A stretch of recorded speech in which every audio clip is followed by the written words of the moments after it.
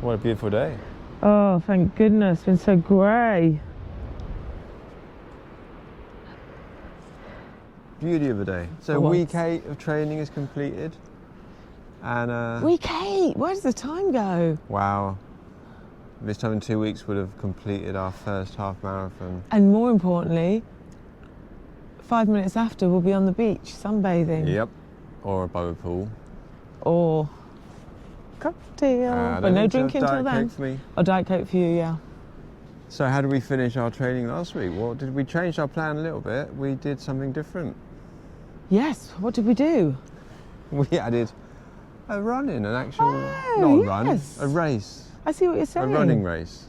Yeah, we did, Come on, Jen. for a good cause. So we finished week 8. Instead of a long run, we did a organised run for Cancer United charity. Brilliant charity. And it was only 4.3 miles. But They where told were, us 4. where were those miles? Up some big hills. It felt big hills. Probably not big hills, but it felt No, like they were big big hills. They were quite long too. They were. And we live here, which is not a hilly place, so it felt hard. Yeah, it was tough. And I think it was a bit humbling. I think my speed took a battering. No, I don't think it did. I think... I felt like it. So we did the organised run for Cancer United to finish our 8th week of training. It was supposed to be a long run, but we decided to do the organised run instead because it's a good practice knowing how to deal with race day. Yes. Race day. It's very different to just going out for a run because there's several things to factor in you don't always consider, such as the time it starts. You know, you can't just go when you feel like it. You have a definite start time. There's a lot of people getting in your way, or you're in their way. What other factors are there? So what are the things to consider when doing an organised race? Well, the timings for getting there and the weather. If it's cold, what to take. We had to walk from the car quite far and it was really cold, but we didn't want to run. We knew I got overheated really quickly actually, and I didn't have that many layers on, so you've got to consider where you're going to park. It's pretty obvious though, isn't it? Okay, but it's boring. You said it's obvious, but we chose to park the car, so we had a little warm-up to warm our legs up. Yeah. But this time of year in England, it's very difficult because it was very wet. They rearranged the course because there was so much flooding. Ah, well that's a good thing, to check your course. We couldn't really check it out beforehand. We thought it was really flat. But because of the rain, they had to change it literally the night before, or the day before. We only heard about it the night before, and so we couldn't check the course. And so we didn't realise we turned up and there were a lot more hills. Really tough run, really tough course. Everyone said so, didn't they? Yeah. How did you find that? Horrible. It was some horrible. Sick individual designed the course, Dwayne.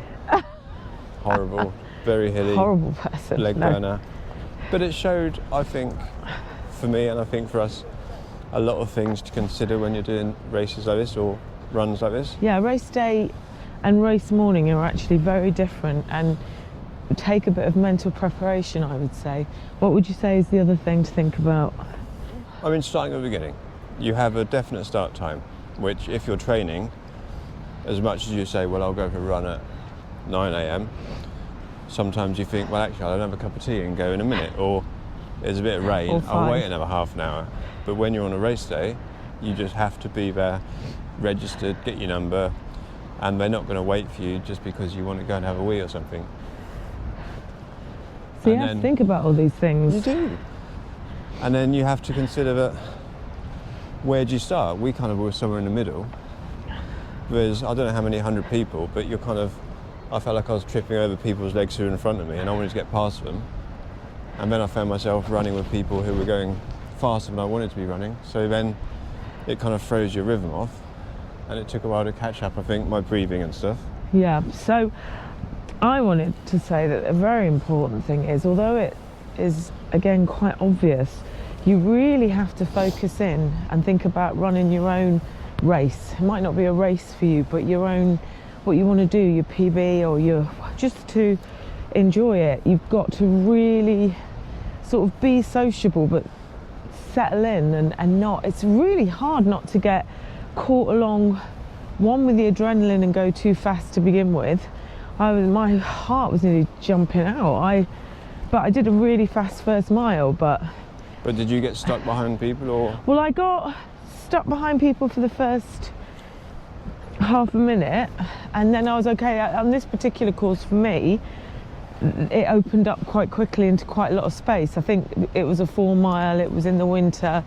It wasn't the busiest run, but I think there has been one other time where, you know, for quite a while you can be kind of a bit squashed in and you can't get your own rhythm. And I don't know what you do if you're in a marathon or something, or when we're in the half marathon. I've never done a half marathon race before, which we're doing in 2 weeks. I don't know, it depends on the course. What happens if you've got a whole plan and then you're actually stuck? I think the difference is in a half marathon and a bigger a bigger event attracting more people, and there's probably going to be several thousand in Malta, is there will be pace marks, and they'll say those who want to run at this speed go here, those at this speed go here. Point, yeah. So, but you'll still have people who start a little bit slower or faster, which will make it trickier because, you know, it'll be congested and you might be walking when you think you should be running, and so it's you have to bear that in relax. mind. And I realised yesterday there's actually more than one way to run a race like that, because it was very hilly, and there was a girl who I kept on overtaking because she would run a bit, walk a bit, run a bit, walk a bit. Yeah, I had that. And every time she walked, I'd overtake her, and every time she ran, she'd overtake me. And I thought every time I overtook her, great, I'm doing well, because she keeps walking. Then she beat me by a good few minutes, because obviously it's a good strategy on a hilly course just to rest a bit, give your heart rate. But walking actually isn't a lot slower than running pace on a steep hill. Yeah, that's so true. She had a good strategy, and it really worked. And it doesn't burn your legs out as much. So, yeah, that was an interesting one. Never experienced that before. No, and it's not something as a runner, in inverted commas, you think, well, I'm running, I shouldn't be walking, but it seems to be very sensible for some people. The person that did that with you was a running coach, weren't they? It said coach on the back, yeah. But I think she might have been a coach driver. And but the person that I had that with was actually incredibly fit. I could see that immediately and kind of looked very confident. You've got to be confident to do that. But actually that's a good point that you make, that actually when you're uphill, you know, I wanted to keep going just for my fitness, because I'm quite proud of the fact of that endurance. So that was a personal challenge for me. But if you are interested and you're trying to do a PB or something, then when you're up a steep hill, my running pace, my walk won't be that much faster than my walking pace. But you've got to be confident that you can then catch up. You don't want to feel like you've just been completely left behind or left yourself behind. But this person I was racing against, it showed that, you know, if you save some energy, and they always say about negative splits and stuff, if you save yourself at the beginning, you can catch up time at the end. Maybe, yeah. It's interesting. A lot more to it than you think. Well, but I thought it was interesting what you said about, you got caught up, I never think of this, a lot of people say they go too fast at the beginning. You got caught up with runners and you were keeping up and you were going too fast. Yeah, and then my breathing got very erratic and I felt like I was really huffing and puffing. And do you think that was that in the very first mile of like adrenaline and excitement of getting caught up in the crowd? Yeah. So it's really important not to do that, because you can really bug yourself up for quite a while, I think, doing that. Really mess yourself up. I think you can, because you're breathing your rhythm. It's so hard to focus in on your own rhythm and your own self and think, hang on, I'm just going to run my race. I'm going to run my thing. I'm going to see what I feel like. It's so easy to get caught up, even in a positive way, in the excitement. I don't actually like races. So what do we learn from yesterday I don't like to take to Malta, though? To take to Malta. Well, actually, just what we've been talking about, the start and getting focused and just having a clear strategy before you start. What do you want from that morning? Did we want to just have a relaxed time. And if you say that, do you really mean that? Once you're there, I wanted to do really well, and I wanted to. You always want to do really well, I think. Yeah. So if you're always going to try and do your best, and it's not a fun run, hopefully it should be fun. But the thing is, I've been concentrating on my speeds. I was trying to progress, but I didn't actually enjoy it that much yesterday. But I might not have anyway, because we'd had a really busy day the day before, and we were both tired. Yeah. And it was vicious. The hills were very, very, very hilly. So. Thought so. Yes, everyone. And I don't want to know how fast the winners did it, because they were very fast. They were really fast, but then that's irrelevant. We're not there to win it, we're there to enjoy ourselves. Yeah, but did you enjoy it? Yes and no. But you know what, we're not experienced enough in races. This is only my third ever race, like second public one event. Since my sabbatical. My your back, your injuries. So my second one in the space of a year. Yeah, so the other thing to say is you just learn as you go along. You learn what you enjoy, you learn how to pace. I don't know. I mean, if you do it and you really dislike it, then you're not going to do it again, are you? But no. I mean, I've got to say, as much as I actually think I'm not that keen on the whole race thing and big crowds, and afterwards, it's kind of like, it is very stimulating and exhilarating, and it is a real community. It's a bit intimidating maybe at first. It's a little bit, I felt a bit nervous, and everyone's there, but hopefully you get a crowd that is like a community and that feels very friendly. People cheering people on who, you know, you don't know who they are, but they're cheering for you, and that's always a nice feeling, and it gives you a bit of adrenaline and a bit of a confidence boost, and gives you that little extra energy you need. So if we're summarising about race day, what are the main points? Run your own race. I think you've got to run your own race, not get caught up with the crowd and people who may look like you and you think, well, I should be able to keep up that person, or that bloke's 20 stone heavier, I should be able to beat him, and why is he going so fast? Beat him. And I think, you know, be prepared, know the course.